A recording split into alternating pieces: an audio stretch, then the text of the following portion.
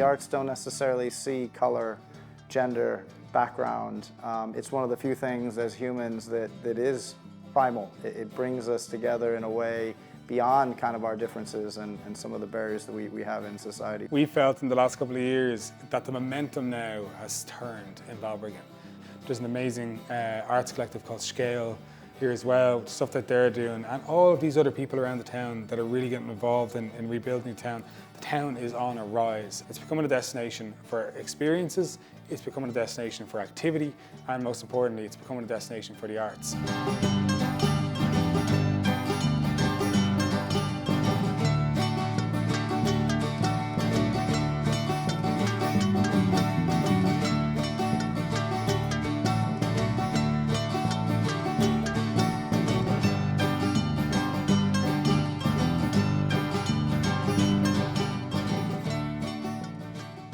When I came back to Ireland in '96, I came to Balbriggan because the town was run down and derelict. Most of the shops were all closed up, and I was looking for a studio space. I could see the potential here in Balbriggan, and I seen that Smith's hosiery factory as soon as I got off the train, and it just set me heart on getting it going. And it took me about 6 months when I met the proprietor. And I suggested him, would he be interested in renting out part of the building for an art studio? And he obliged. During the few months I was there, we got to know each other real well. And then I suggested him that we could actually take the whole top of the building and renovate it and chop it up into different sections and put in art studios. Eventually, I managed to get some artists together, a few local artists like Liz Comerford. And eventually she introduced somebody else, and eventually we ended up with 10, 11 studios, and they were full within a year. We had that Smith's hosiery factory, and we called it Sunlight Studios. Sunlight Studios were advertising for a shared apartment and a studio inclusive in Railway Street. First of all, the studios were brilliant. Big spaces, light, it was ideal. The apartment itself was also a communal space. Smith & Co. was a factory that actually was on both sides of the street, down as you look down towards the railway. The famous Liverpool painter L.S. Lowry, he stood at the top of that street at one stage and painted the painting of Smith & Co. factory with the iconic walkway. When the factory closed, it stood empty for a long, long time, and then it became this artist studio. Also lived in Sunlight Studios, and I met a lot of the other local artists, Leonard Sexton, David Newton, Thomas Bretzing, Muriel Sellis. I got to know them, and then for the first time in my life really, I met people with similar mindsets to myself. It was my first experience of having like a community of artists being together, you know, and then that kind of died away, that building got sold. The studio space was really important. I think there are a number of things for, especially probably a visual artist, that you need. First of all, you obviously need time to make art. You need a studio space that you can make your art in, and then you need outlets for your work. There was a man called Glenn Pearson. He bought what then turned into Sunlight Studios, just outside the train station.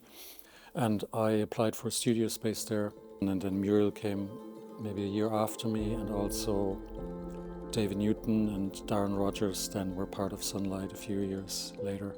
I wonder, was it just coincidence that, you know, back in '97 Glenn bought Sunlight Studios, why he picked Balbriggan, why he picked that building, and the fact that we had a lot of artists come out from Dublin who couldn't find studio spaces in Dublin, and they heard about Sunlight Studios and, you know, commuted from Dublin to Balbriggan rather than, you know, the other way around, which is a lot more common. I suppose at the time Balbriggan was maybe a little bit run down, and property was cheap, and artists don't have much money, and they were able to afford a space here in Balbriggan. I moved to Balbriggan, and I met folk like Muriel Sellis and Darren Rogers and Thomas Bretzing and a number of other artists. We opened up Sunlight Studios the first year, and then we had shows in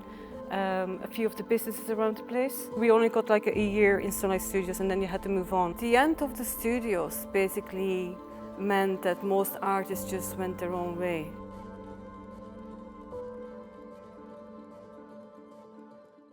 What I think is needed for the arts in Balbriggan is, I would say, more spaces for arts, not just necessarily for visual arts, but for music, poetry, spoken word. For me, it's a biggest struggle in the town is space. Studio space where it could be, you can come and create. It is a great thing for artists to be able to go to a space to create what they need to create and to have contact with other artists. That's the most important thing. You have to have contact to bounce off each other. I think the town needs a space, a creative space to kind of plant its flag and say, you know, we're interested in the arts and you're more than welcome if you're interested in the arts. What I would love to see is a space with the derelict buildings that are in the town. Maybe take one of those spaces and give it over to, not necessarily our group, a permanent space that the community can come into. I see a space, a creative space, being very important to our group and all creatives in the town. A vision I have that would be great that this thing could evolve into would be a building where there's permanent studios for artists. It's been a major problem for me and others, I know for a fact, not having studios to work in. By using this building here now, again, this was empty for how long, and we are using it. So it doesn't have to be anything fancy. We can do with the bare minimum amazing stuff, like we have now the window beside the courthouse. That's going to be now a temporary print studio. When I first came here, definitely the empty buildings stood out a lot. I mean, you see them all over the place. With any old crappy empty space, it doesn't matter what it looks like, you can do anything with it and you can pull amazing things together just with a small group. And for somewhere like Balbriggan though, and like this space here is that start. I teach in Balbriggan. The place is the most amazing place in Ireland, genuinely feel that, and especially teaching up in the community college, you see that it's a community like no other. And I like to say that Balbriggan, with the youngest population, the most diverse population in Ireland, is literally Ireland's future now. My book is literally set on Main Street in Balbriggan. It's about 4 teenagers. Like Main Street, as we know it, is going to be disappeared in the next 5 years. So, you know, there's a total revamp coming. And what we're going to see in the next 5 years is a new town emerge from literally the rubble of Main Street, you know, which is great to see and great to look forward to.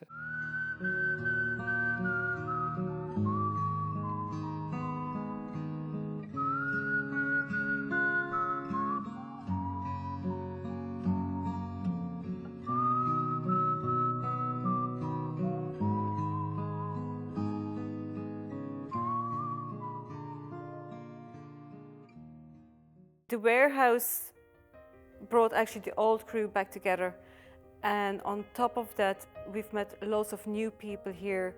It's nice to see that revival happening, and then also the fact that there's still, let's call them survivors, a few people who were part of the group, part of Sunlight, and they're still around. I'm not a very social person, so for me to say that, like in the last few months, to get to know so many more creative people is great. The warehouse is a great asset to the town and to the creative people. It's a great space for exhibitions, for workshops, for get-togethers, and just for like-minded people to hang out. It's kind of a bit of a dream to have a warehouse in which there isn't somebody imposing some rules or we're going to evaluate it thus. And there's so many people here who want to do stuff. So we're just amazed at what's happening. John Dewey, a major American educator, said that education is the agent of social change. But in a sense, the warehouse is an agent of social change. The one rule is be yourself, which that in itself is, you know, it opens the door for anybody just to come in and just be themselves and just create whatever it be through art, writing, or poetry, or crafts, whatever it may be. And it gives that open door that you can just walk in and feel free to walk in and be their authentic self. Walking in here myself, I just seen the open sign down the bottom, and I just seen easels, and I thought, God, what's this? And I just felt, you know, I could just walk in, and I did.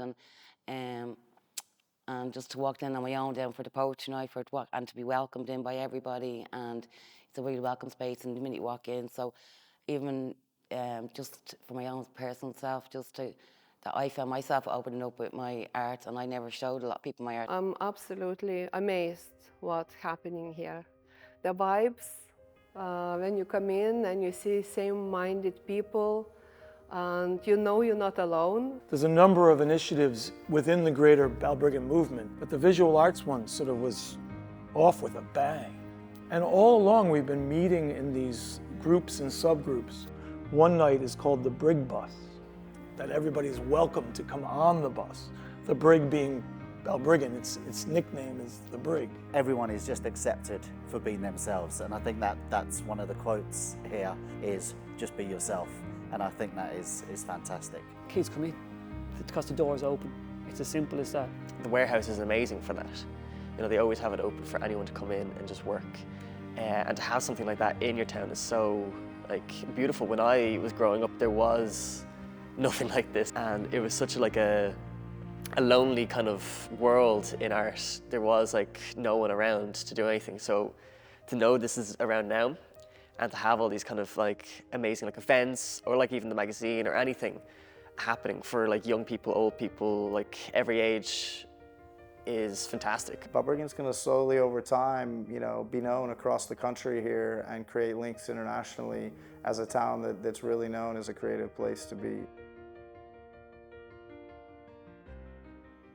My piece is coming from people, nature, and everything recycled, everything donated by people, or what I can find in charity shops around my house, around the weird places, so somewhere I'm going and wandering, and broken teapot comes from theater show. It was during the show, it was broken down, so I say, yay, the nice texture, I want that. So it's every piece have own story, what it's coming to my space. And this is what I love, the pieces with the story. It's not just new piece, brand new, shiny one from the shop, what it's easiest way to go and buy it and create something. This is what I like, the pieces with the story. Every piece comes with that. Someone did the handprints of the baby, so I got that one from recycle bin. And this will be meaning in mosaic. It's protection of the hand. And it's not just the meaning in the mosaic and creative moment, but it's as well collecting the memories and emotions of the people, where I'm trying to lock in that art what I'm doing, and as well to give the new emotion for people when they're looking in that art. When you break the plate, it's you never know. You plan the shape you want to cut it, like a little wave or something, but it sometimes just goes wrong direction. So sometimes it takes a lot of time to get the shape you want, or sometimes just you're rediscovering the shapes, the way you're cutting, and it's break different way, and say, oh, that is interesting, that's, yeah. This one, it will be top of the concrete block where it's a sunset mosaic installed already, so I want to finish the whole block covered in mosaic. Because this is for me what it's really interesting, the people sitting on the top of the block and they're looking into the beach. And when I was thinking what kind of mosaic to put on the top, for me it was okay, it was in the front it's sunset, so probably on the top it will be making the sun, something cloud or birds. And then I got to that old saying, when you're really happy, you sit on a cloud 9. People sitting on the top of this concrete block, so it will be nice meaning for them to sit on a cloud and dream of it. This abstract future sculpture piece, it will be part with the mosaic, what it's supposed to represent polluted water in Balbriggan. And we have two beautiful swans in Balbriggan. So the driftwood represent the river and the water, but it's locally sourced from local beach, the driftwood. And the swans as well, I got donation from someone and just put the post on social media, and I say yeah, I'm looking for some swans. So that will be the black wave formed from the driftwood, which end up with the hand. What it's a meaning as well, it will be the black wave taking the swan, but it's the same, the meaning. It's like the hand supposed to give the hope and help for you. So it will be covered with the black glass and all the plastic stuff I found on the beach to create that pollution. Tree of Life was created with the public involvement, and a lot of people collaborate on that. I really love this old wall. It's have a beautiful history, and it's all close to the park. So I start collecting the pieces for mosaic, plates, tiles, and everything else. And the people bring the beautiful pieces. The handprints we did with the Grasshoppers Festival, so it's kids from preschool. Every heart they have a different handprint. So we just bring a little table with the clay and the kids do the handprints, and we bring back everything to the ceramic studio. The Radek fire them and do the glaze. So you can see the birds, owls, flowers appears. And that it was really, really creative. The public reaction is really amazing. What I hear from people, they admire the mosaic a lot and how much people was involved with that. It's around 60 people. So this is the space where the magic happens. I got the keys from old boathouse. And the first time I opened the door, I said like, wow, it's really nice space, an inspiring space. It's so much history in it as well. And the nice emotions, the people peeking in, it's, oh, it's so, old building. I remember when I was a kid, and we was coming, and some people have memories as well, like some father was working in it, and they have swings from the beam down here, and it's like, it's nice to hear that stories, and it's give the emotion for people. I would like to see this space that will be created for public as well, to open for public, to give the meaning for people, like meet-up point as well, connect with the arts probably. That will be the best. Create like a little space, like represent the history of Balbriggan. About 10 years ago, I had an idea for a large sculpture which turned into a whale skeleton. And it was made with hundreds of GA balls. I was given soccer balls as well and rugby balls, and I put them aside, the soccer balls, because I couldn't use them. I stored them, but one day I had so many, I don't know how many, maybe 500 or so. And so with those soccer balls, I then started making sort of like pipe structures.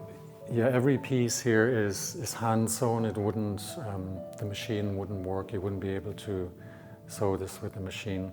And then they're stuffed as well with stuffing material. As if they weren't stuffed, they would look just deflated. So inside of them are, there would be scrunched up newspaper and old bubble wrap and fabric and whatever to make it look a bit more puffy. There's a photo here that's exactly 100 years old that was taken on the wedding day of my grandparents. They're my grandparents in 1923, and she's wearing a black dress, which was apparently what they wore back then when they got married. And the flowers she picked herself that day. The way this started off was by experimenting with materials and, just to see what it can do, what I can do with it. Sometimes the material dictates, the end product or the process. This is part of a GA ball, and when it's cut and inverted, you get a crescent shape out of it. And if you put, say, 10 of them together, you get a circle. And if you have 50, 60 circles, then you get a whale skeleton. But with the footballs, because they're hexagons and pentagons, you get a completely different shape out of them. If you sew 20, 30 together, or in this case maybe 50 or 60, you get a sort of maybe a suggestion of possibly an internal organ. And this is one way I looked at the installation at some point, where I thought it's like the inside of a human body with these pipes sort of representing maybe arteries or intestines, and they're connecting one organ with another organ. The title of the exhibition, which is A Dark Storehouse, This Dark Storehouse, by that I mean the earth, and the earth stores everything that we've ever made. All our things, our belongings, our buildings, our everything eventually goes into it. We go into it, our bones, even if we're cremated, our ashes will go into the earth. So the earth is, in a sense, like a memory keeper. And there's a lot of talk about the Anthropocene and geological time, how we're adding a layer to, you know, the earth, and the layer, our layer, is colorful because a lot of what we produce is made out of plastic, colorful plastic, and it's in the earth for a long time. And this is, I suppose, where the paintings come in. I wanted that contrast between the installation work, which is quite, well, colorless, or it's mainly gray tones, and then the, you know, the quite colorful paintings. Conceptually speaking, this would be our layer, the colorful plastic layer that we are adding to our planet.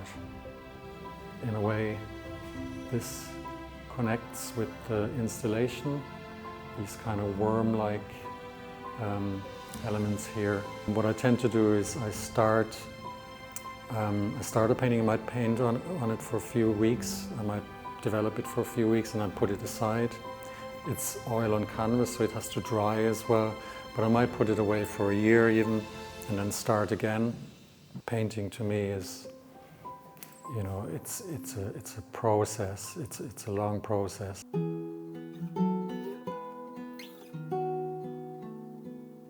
I'm from Balbriggan. I'm a multidisciplinary artist working in music, sculpture, painting, kinetic sculpture, all sorts of things. I've done a degree as a mature student there. I finished in 2021, got my degree from NCAD.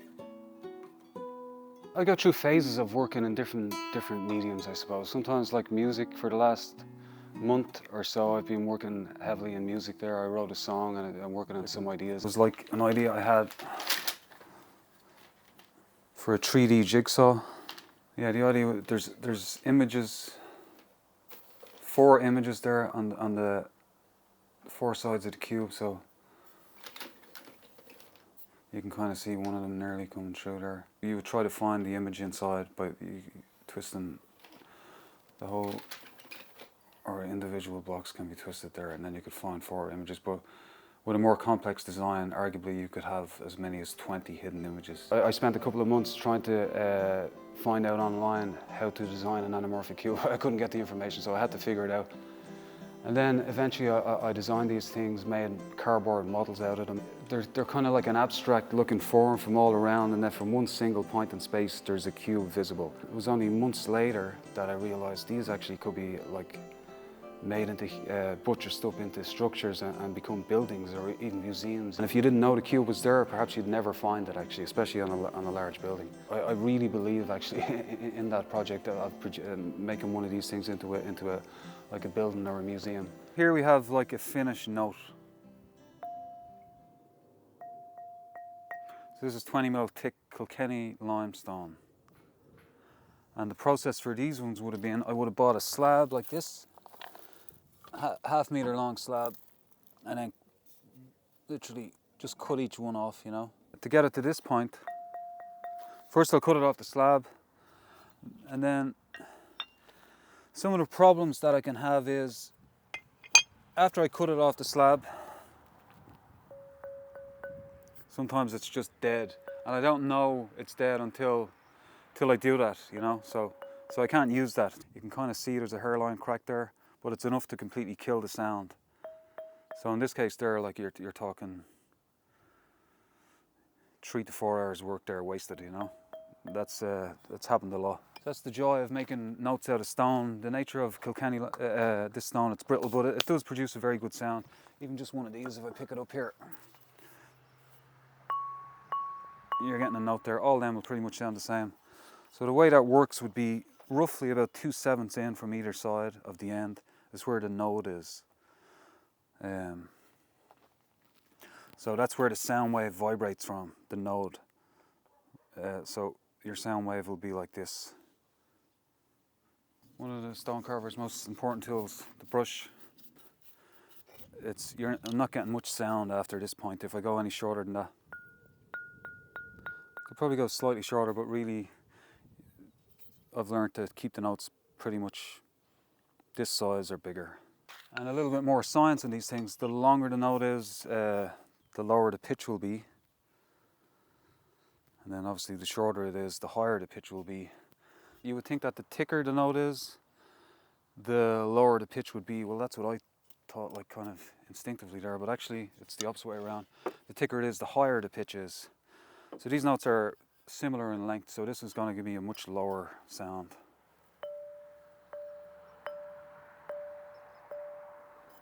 Compared to this.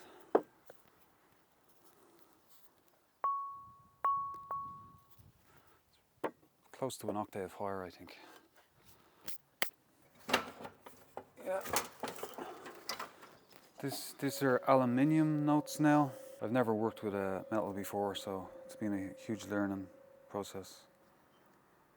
So that's I'll buy bars, then cut them to size, tune them, and this aluminium here, 15 mil thick, has been anodized, which kind of makes it very weather resistant. And you can get different colors as well. So I've experimented a lot with this material that goes underneath the notes here. So the notes have to sit on something soft, otherwise they don't resonate. So this is rubber that I poured last week. Polytech rubber, comes from a place in Northern Ireland, MB fiberglass. So I cast that in this piece of aluminium. So it fits in there. I would have mixed the parts together, poured that in there. The rubber sits proud of the top, then the notes would sit on top of that. Then drill through, stick that down to the frame itself. But I can't have contact between the steel, metal on metal there, steel like that, so I'll use a piece of, actually, I've done a bit of trial and error on that as well, but this is actually Teflon. So that's a bolt sleeve. And that just protects, it just means there's no contact metal on metal there. Yeah, so just trying to maximize the actual natural quality of the note itself. That's where I'm at the moment. I've still got a bit of learning to do there, but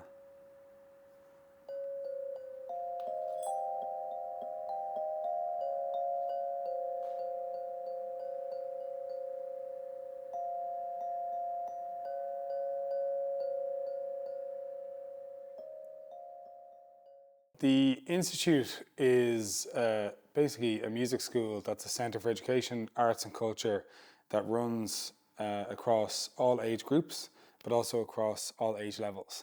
So you've got children coming for music lessons and you've got adults in their late 80s coming for music lessons. We've created a campus here which has a lot more than the normal music school. So it has luxury accommodation on site, student accommodation on site, rehearsal facilities. It allows us to bring people from all around the world. They come and they stay here as residents. Throughout my career, I'd seen the amazing impact that the arts can have on local people in any town and all across the world. This town has so much potential and have been hearing that for a long time, so I decided to get involved. I was very lucky to be invited to join on some local committees. In our conversations were always, how do we grow the economy in Balbriggan? And in reality, we took a step back and really said, well, look, what we really need to grow here is culture. Because if you grow culture and you grow the arts and the creative sector, all of the other things come together with that. Why Balbriggan? This building had come up, which was a 1760 Georgian house with a derelict nursing home attached to it. So it was very, very unique, and it was located in the middle of a town. When we did the research, we found that Balbriggan was one of the most diverse towns in Ireland, and it was also the second youngest town in Europe by average age. The other thing that was amazing about it was by the sea. You had this coastal town with a train station, 5-minute walk from the Institute here, and you're walking through all these historic buildings. You've got a really, really old train station, Georgian buildings, a town with loads of history. We saw the demographics, we saw the potential, we saw all of these things and actually thought, this is incredible, this is an amazing opportunity.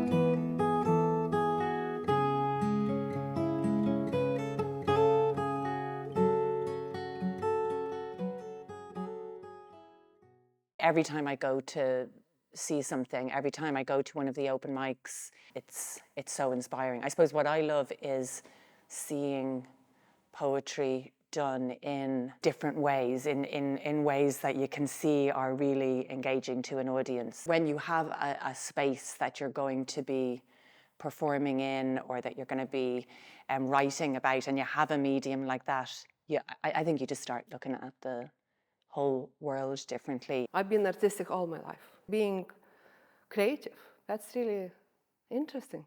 That makes life beautiful. Putting artwork into the community and putting it on view for people, it cheers them up.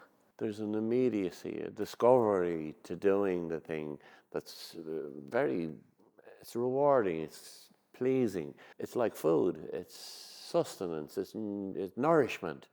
It's the doing of it. What I'm talking about is a grassroots, true to how art is made. I'm talking about real art that has to do with real feeling.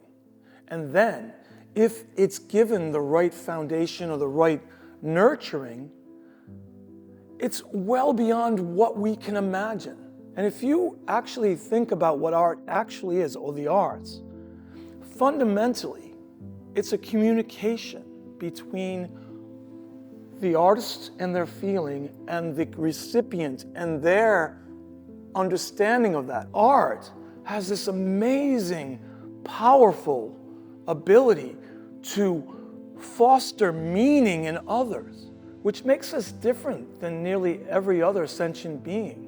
Within my family and within the community I grew up in, arts wasn't seen as a viable profession at all. People see role models of what's happening, and that to them, I think, they'll start seeing that this is a way of life. This is a community of people that I can get involved in. Being in the arts is a valid thing to do, you know, because when I was a kid, no, there was no way that I could say to my parents, I want to be an artist forever, you know. I went off and had a career in finance in my 20s and stuff, just to please other people, because I thought that's what I was supposed to do.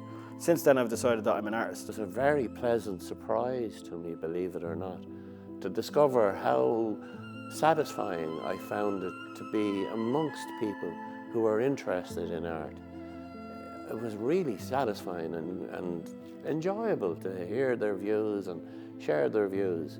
I have gone as far as walking around the town after sunset, looking at the street lights and the buildings and looking for inspiration.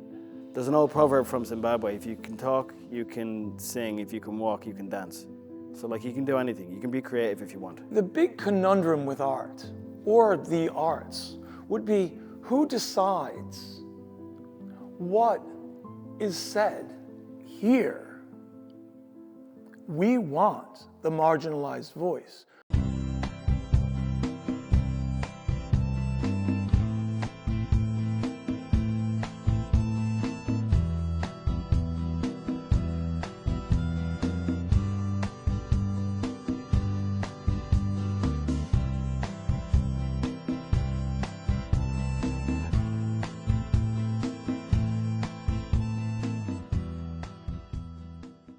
As a kid, I was always a dreamer. I always loved drawing, doing art.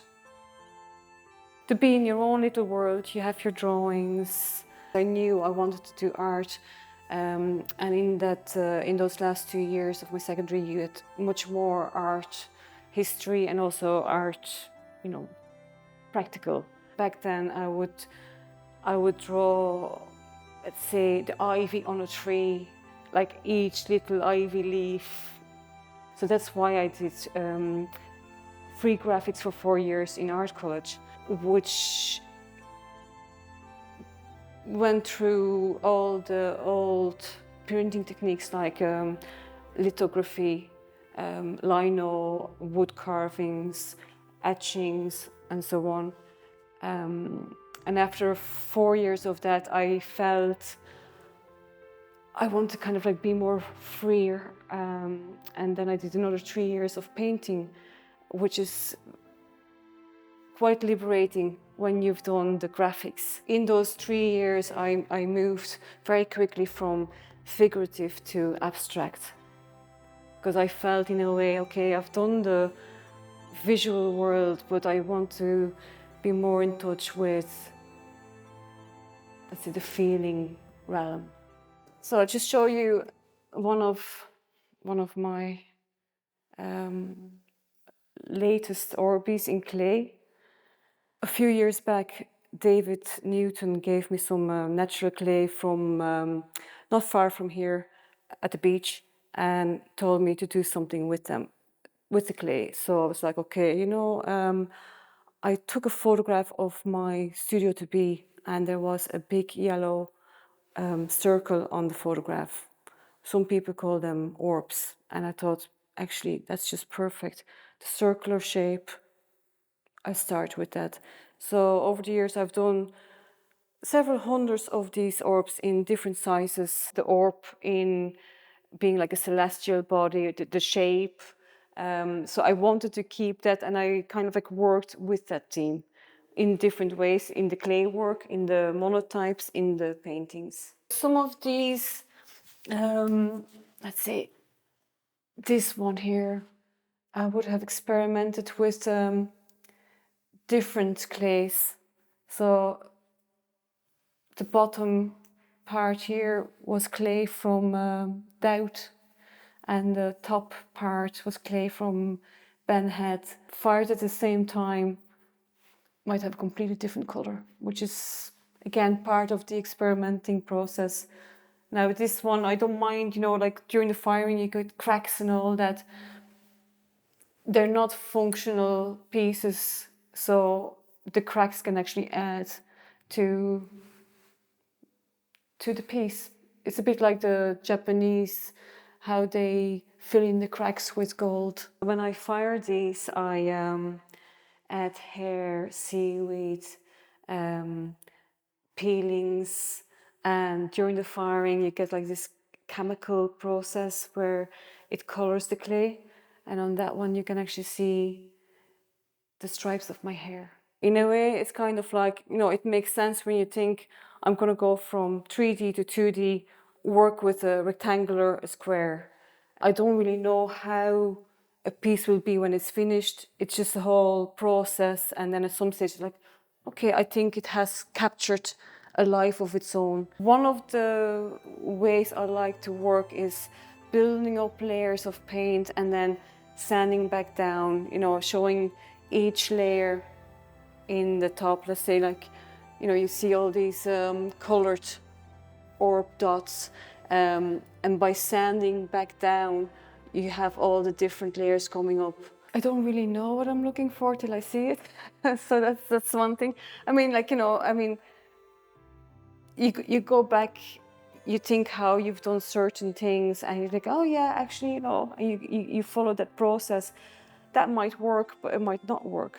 So it's a bit of a luck of a draw as well, and to keep going. And sometimes you just have to put the stuff aside and start again. These are all monotypes. There's no second print of them. So monotypes is kind of like a printing technique, but you kind of like, play with the paint. You can paint on top of it, you can take paint away, you can scrape, you can sand down, and you keep doing that till you feel, yeah, that's it, done. For a long time I would have said I'm a teacher who happens to write, and that was the problem with me. And I was like, I don't want to bring the teaching into the writing, I don't want to bring the writing into the teaching, but you gotta give up at some stage and say, this is what I do, let them merge. So the kids I'm meeting every day in the school, and the stories you're hearing and how they interact with each other, other people aren't seeing this around Ireland. They're not. And I know this from discussing with other teachers. And then when you hear the noise around first, second generation Irish in the media, and you're kind of looking around going, well, like, this isn't how I'm experiencing, and it's not what the kids are experiencing in Balbriggan. So that was really a major factor in writing the characters that I wrote. You are trying to challenge stigma in a way, especially through the character of Angel, who's involved around the drill rap. You know, the drill music is violent in its nature, and the people that are involved in it are seen as violent. So I wanted to kind of challenge that and see that, you know, they're all kids ultimately, and the music and the lyrics might be violent, but the kids themselves necessarily aren't, and having a look at them. And then I suppose you have to confront and see, it's about process. Like, I wrote this in the shed, and I didn't think it'd be published. Like, it was 6 years, so I wrote truthfully what I thought and what I saw and what I experienced. So you're not thinking about other people reading it, and you're not thinking about other people's reactions to it. You're just thinking about what you feel is the truth of the characters. But also you are, in a way though, in saying that, then you are trying to battle against the stigma. Sitting down at the desk and literally writing, that's number one. I was lucky enough, midway through this was like 6 years in the making. I got a shed and put out the back garden, and this is in the depths of depression. Like, this wasn't getting accepted anywhere. It was turned down by a lot of like big publishers, and I used to turn the light on in the shed, and I could see it from my house, and the shed would be heated by a little electric heater, and you could see the light from the back in the house, and the kids had gone to bed, and I'd see the light, and I'd know I've spent 2 hours, 3 hours heating that shed, so I have to go out there and make use of it. And it was literally just a way of dragging myself out there. And it was the best thing I ever did, because I was really ready to give up 3 years ago, literally ready to give up. So I'd go out there, even like 10 o'clock at night, even for an hour, just to do a bit of work on the book for an hour. And then all of a sudden you look and it's 12 or it's 1 o'clock. The process for me is, it's a sketch. Like, and you have to stop, get away from, it's never going to look like this the first time you put your pen to the page. It's going to be a million miles from this. But you got to get yourself in. It's a sketch, it's a pencil, and it's a real loose sketch. But just get it done, and then keep doing it every day. And then slowly but surely, on the second draft, the third draft, the fourth draft, the fifth draft, it will start to resemble this. You can't rush in fiction. Like, you know, I've since got an agent, and the agent's asked me, what do you do next and when will it be ready? Like, this took 6 years, and it needed every single year to make it as good as I've hopefully made it. So I could be talking 5 years down the line for a new book. But if that's what it takes, it's what it takes. The book launch was incredible. It was incredible. I just thought the warehouse was the place to have it, because it was just more me. And I just think this, and a lot of people, I'm delighted to say, hadn't been to the warehouse before that went to the launch, which is cool, because then they discovered this artistic space. Even the publisher themselves said, and they were when they first arrived, like, there's not many places like this in Dublin City anymore. They've been all closed down and taken down. But like, I didn't know before the book launch in Balbriggan whether 10 people would turn up, you know, and then we saw then the people arrived, like, wow, okay. So it showed it's really gratifying, not for me, just for the town itself, that there's a hunger for things like this in the town, book launches like that, events like that. Like, we had spoken word, we had lads rapping, we had readings and a Q&A. That was, you know, that's a cool event to have in the town.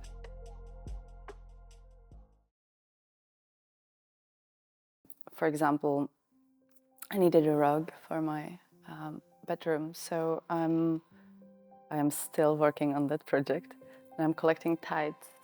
So anytime someone has a hole in their tights, I'm collecting it from friends, and then I'm gonna crochet a rug out of the tights that would just, you know, they would get burned or end up in the landfill. That's what my granny actually was doing. She was making blankets for the weekend house and rugs, and you know, it was beautiful. Boys needed beds, so I wanted them to be not from IKEA, not from, you know, somewhere where I don't know where they're coming from. So I decided I'm gonna make them myself.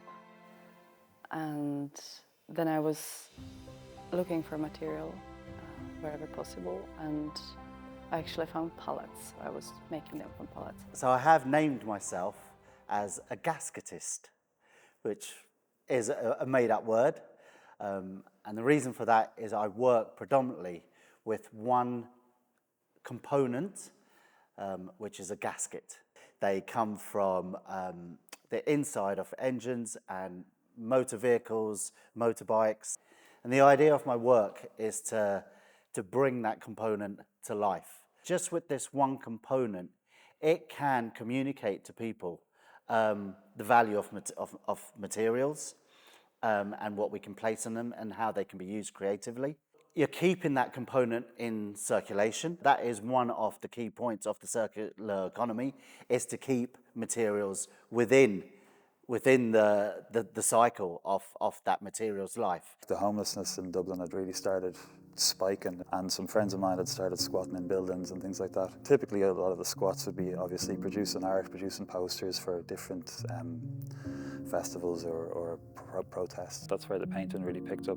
And my friend over in Dunkirk had met a man called Abdul Sabur, a photographer from Afghanistan, and he had some absolutely incredible pictures. That's kind of where it started. I started painting photographs, and I've been painting photos ever since. The inspiration really comes from the image. I suppose later in life then, as things got more political and I matured and my outlook got more specific, I'd start picking out general themes.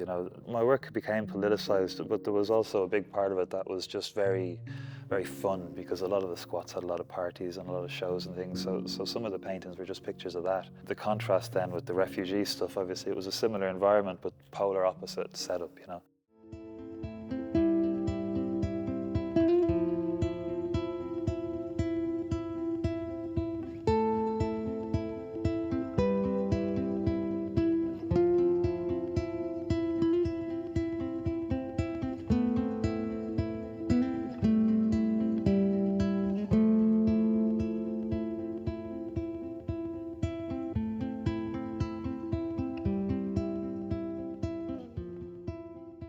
Well, Scale actually started as a single meeting in an empty old warehouse in Balbriggan. 25 artists gathered together to brainstorm. The only remit for each of the artists was to bring one word about modern life. And everybody brought that one word and planned for about an hour. And about 4 or 5 hours in, it became clear that there was already a community in this town of creative people. Scale, Sustaining Creative Ecology, Arts and Living, kind of evolved out of that initial meeting and those weekly gatherings and events for the public. To see the collective that has grown around this movement is incredible. There's a WhatsApp group and there's people posting in there several times a day about the work that they're working on, looking for help with other work, asking people for help with their projects, offering help and materials. I've seen all sorts of stuff in that group, and to be able to come to places like this is just, it just gives the town something that it didn't have for so long, and it's, to me, it's just amazing to see it. I see Scale as being very important to the community, and especially to the creatives in the town, because it's not only for visual artists, it's for musicians, poets, writers, singers, anybody with a creative bone in them.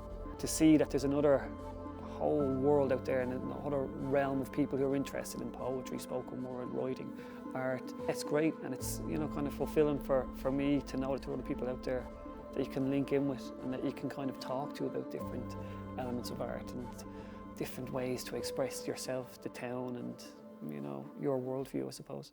Most artists wouldn't have a clue how to even start applying for anything. As a group, we can do much more. Look, this is what we can do. Support us, and we can turn this town around. The artists in this group in Scale, they just inspire you because they're willing to learn and exchange and interact with each other in unique ways. That culture of be yourself has really manifested that. And our challenge as we grow is to continue to keep that culture and to keep the be yourself mantra as the core focus for the group. When you have a collective group of people that are all kind of bonded together by a single mission to make Balbriggan a destination for the arts, it kind of blends and moves past some of the normal barriers that we have in human society. This setup does give like the emotional and yeah, a bit of a, come on, you can do it. We're basically kind of forming a foundation for something that's happening. And I have to say, it's happening. I mean, I don't think it can be stopped. So while we did the brainstorming about the potential for the arts in the town, what it really showed me was that anything we were going to build was going to be on the shoulders of giants. Our goal and our mission has always been to increase access to quality music education. That was number one. Number two is to share Irish culture with the world. And number three is to create an economically viable music school. We're currently in the process of getting third level education, so this will actually be a college of further education where people can come do diplomas or master's degrees in everything from music to digital media to recording. Just recently we had the first ever international songwriting retreat. So we had 4 mentors flew in from Canada, LA, the UK and Ireland. And these are people like Rob Wells, who's worked with Justin Bieber, Ariana Grande, Maria Christensen, who's worked with Jennifer Lopez, Celine Dion, Sridhar Solanki, he's worked with Dua Lipa, Andrea Bocelli. And then people flew in from all around the world, 12 countries, 40 songwriters, and stayed on site. And it was the first time we got to see the place really used as we envisioned it. So they step inside the campus. It's actually a walled campus and has the historic buildings and the new buildings. The La La Cafe and Restaurant provides all the food for the campus, but it's also open to the public. And people were sitting in this guitar. We have this kind of very, very unique sculpture. It's a sunken garden. It's the biggest guitar in the world, unofficially. And people were actually sitting in the guitar, writing songs. We've designed this campus to be a kind of retreat, an oasis for people.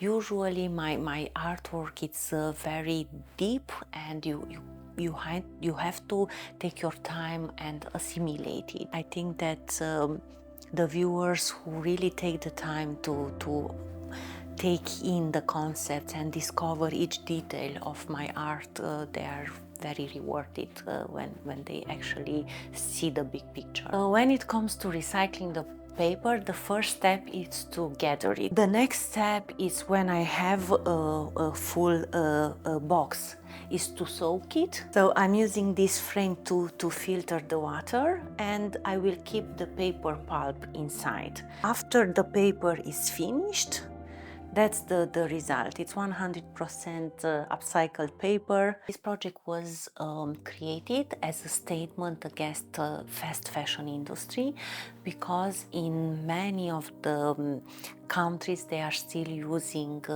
child labor. So a statement against these practices, I created this project, which is looking like children's skins on hangers. I've used as a raw material paper, but the difference is that I've added some yeast inside in the mix, and after it was dried and I sewn all the pieces together, I've took a heat gun and I've touched some of the parts, and from that heat the yeast reacted and created these 3D bubbles.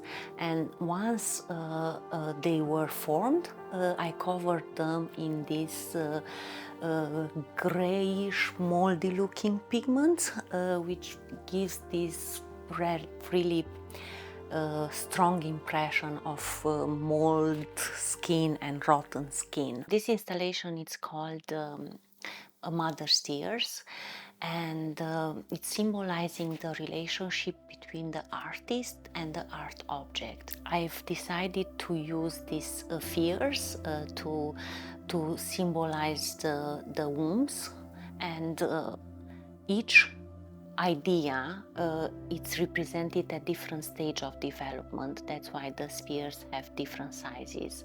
So if you look closely, you will see that the resin spheres have some of my hair inside, as well as little clay objects. So this is to talk about the life and the possibilities hidden inside each idea. This photographic project is called Restart. In this photograph I worked with upcycled Coca-Cola cans, and the dress was made out of feathers. This is the ambassador for air. Over here we have the ambassador for water, and I've used upcycled tides and dry water plants and shells.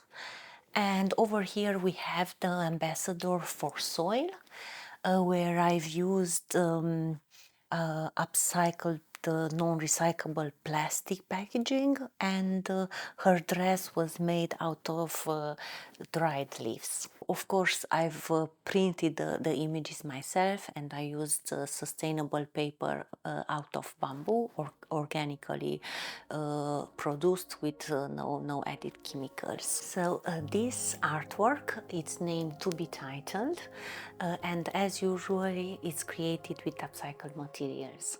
So for this piece I've used polyester and little clay objects I designed and painted myself. From a conceptual perspective, the audience was invited to title the work, and they accessed this invitation based on a QR code which was displayed on the exhibition next to the artwork. And they were also invited to talk a little bit about their feelings, what they actually feel, or what memories this artwork triggers.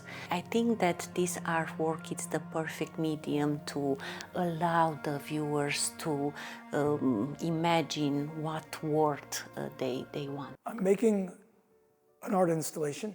It's called Connect Collages. And in Connect Collages storefront, I have a number of objects that are made from found materials and things that I might have picked up on the ground at the Sunday market or elsewhere. What's really cool about working in a kind of a series is that it's a culminating piece. It's not designed to be a precious once-off. So in a way, this piece speaks to any number of things that would be in the postmodern idiom, where a multidisciplinary approach is taken. When you take an object and you put it beside another object, it changes. So if you were to put this man on top of this fleur-de-lis fence post image, it suddenly, to me, becomes Irish farmer. It's a guy that's just concerned with growth. He's got his hat on because it might be hot. Things being perfect are not my aesthetic. I'm interested in things being of the material, making the viewer aware of how they were made. I don't think I am trying to go for an aesthetic that's super polished. I wouldn't say that it's entirely random. So if I had 100 objects and 100 objects, somehow the objects bend towards each other. What brings a certain type of light or a certain type of story or a certain type of energy? In my ink collages, in this instance, picking images that were either blue in nature or could be spray painted with a little bit of blue suggests that evening light. So when you look at them, there are things that should be with this, in a sense, this Joker, because they're being entertained perhaps, and the word play would be very important because he's got the TV clicker. So in a sense, all these things together cohere towards this suggestiveness of light. I've done 300 sketchbooks. I've done 4,000 little thumbnails that lead to these type of things that I'm able to then play with and decide. And when I'm working, I'm allowing my feeling, my own voice, to come out. Art has this wonderful way of knocking down fences, of breaching the walls, of breaking down barriers, and helping us to understand somebody else's point of view, perhaps by mixing it with your own.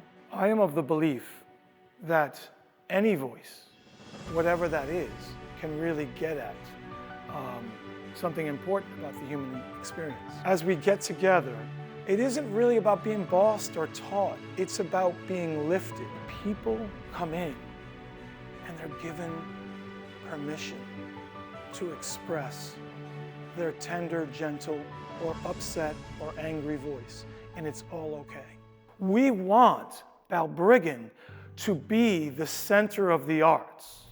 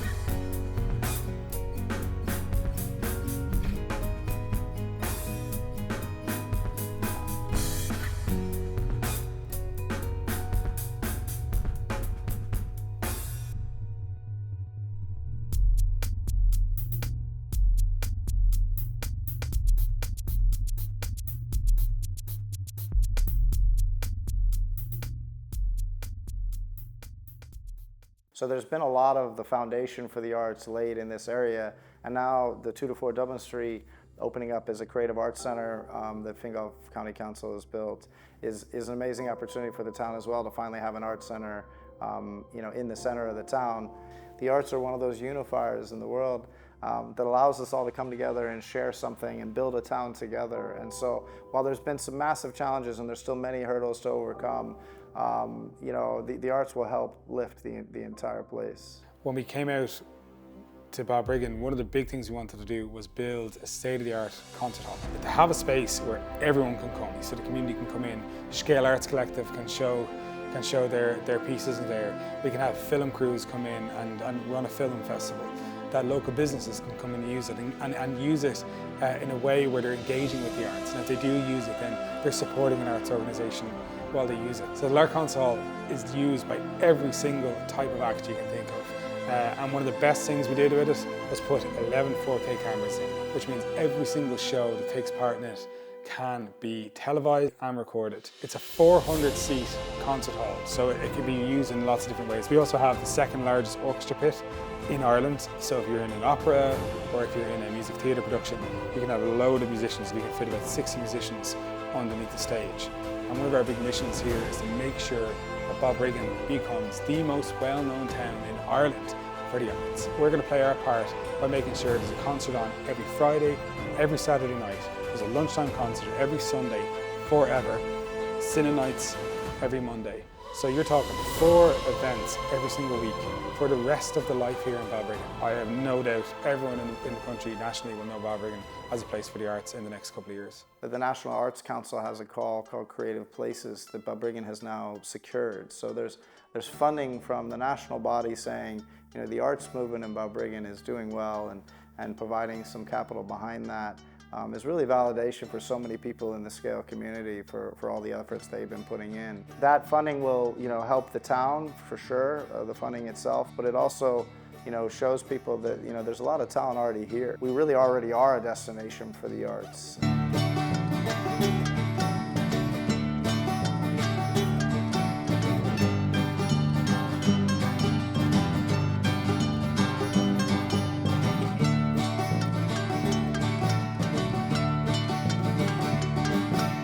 Waiting for my new surprise to brighten up my day. Every word you said to me was washed away like rain. Waiting just like children in this new green grass we play. It's coming home. Oh, to me. It's coming home.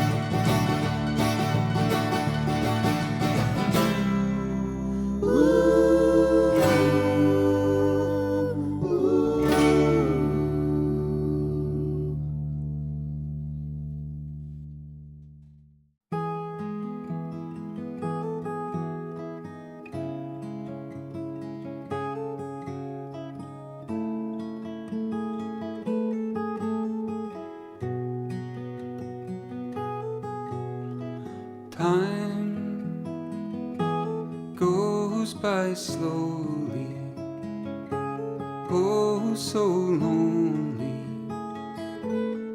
waiting for you.